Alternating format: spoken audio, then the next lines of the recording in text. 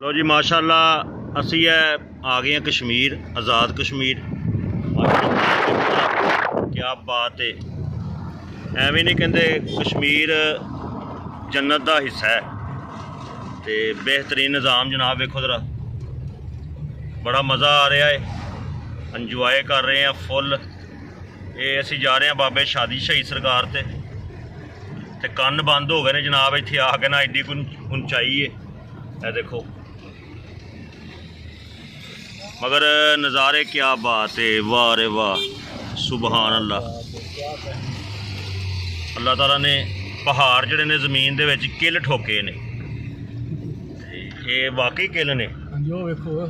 है देखो नज़ारे, हाय हाय मज़े, हाय हाय मज़े। पर मैनू सुनाई नहीं दे रहा, कन्न बंद हो गए ने फुल।